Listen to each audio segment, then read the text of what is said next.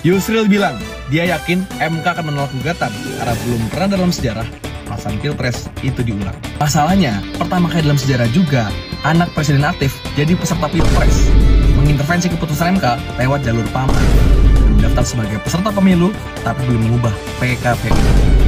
Jadi, bukankah selalu ada yang pertama dalam sejarah? Gue punya keyakinan bahwa akan ada angin segar di mana Mahkamah Konstitusi akan memberikan keputusan yang mengembalikan marwah demokrasi di mata publik Indonesia. Pasca Paman Usman dimundurkan menjadi ketua MK di bawah kepemimpinan Soehartoyo memberikan banyak putusan yang cukup progresif, menerima gugatan Perludem untuk menghapus ambang batas parlemen 4%, sehingga memberikan ruang baru kepada partai-partai baru untuk ada dalam parlemen, dan juga nggak menyia-nyiakan suara rakyat yang terbuang jutaan jumlahnya. Melahirkan putusan bahwa pilkada akan tetap dilaksanakan pada November 2024, alias pasca Presiden Jokowi lengser. Karena tadinya ada rumor Jokowi ingin mempercepat pilkada jadi September, biar dia bisa ikut cawe-cawe juga di pilkada. Dan ya MK berhasil mencegah hal itu terjadi, menerima gugatan Haris Fathia yang membuat pasal pencemaran nama baik di KUHP menjadi inkonstitusional bersyarat. Yang kita tahu, pasal ini seringkali menjadi momok menakutkan dalam demokrasi dan sangat-sangat karet. Tapi MK membatalkan pasal ini loh. Teruntuk Bapak dan Ibu Hakim Konstitusi yang terhormat, keputusan seperti inilah yang kemudian kami rakyat rindukan. Keputusan yang membuat kami percaya lagi terhadap supremasi hukum dan juga marwah demokrasi. Seharusnya Bapak dan Ibu Hakim juga memutus pelaksanaan ulang Pilpres 2024, sehingga segala kejahatan demokrasi yang kita lihat dalam rangkaian pemilu tahun ini tidak menjadi penormalan di masa depan bagi elit dan juga publik kita.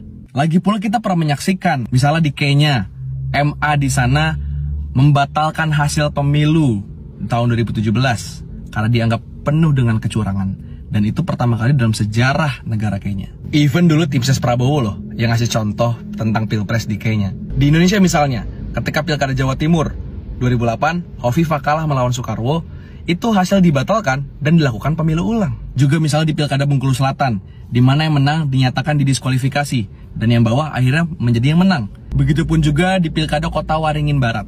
Misalnya lagi, ada jumlah perkara yang diputus oleh MK sebanyak 32 perkara sengketa hasil Pilkada tahun 2020 yang masuk ke dalam tahap pembuktian. Dari 32 perkara, 16 perkara dinyatakan harus dilakukan pemungutan suara ulang atau PSU. Ada yang di beberapa TPS doang, ada yang keseluruhan. Jadi pernah ada kok catatan-catatan seperti itu dalam sejarah kita tentang pemilu yang curang atau TSM, kemudian dilakukan kembali pemilihan ulang. Gimana dengan Pilpres 2024? Nggak usah ditanya. Ini disebut sebagai satu pemilu paling brutal dalam sejarah Republik kita. Pemberian bansos secara masif, cawe-cawe presiden terlalu jauh, pengubahan batas usia hanya untuk majuin seorang cawapres, pengerahan TNI Polri untuk intimidasi, kepala desa, dan lain sebagainya. Jadi kami rakyat sangat berharap pada 8 Bapak dan Ibu Hakim Konstitusi untuk mengembalikan marwah demokrasi kita. Kok 8 doang? Nggak 9? Kan Hakim MK 9? Iyalah, 1 nggak usah diajak. Ngelanggar mulu soalnya, nggak asik, ganggu.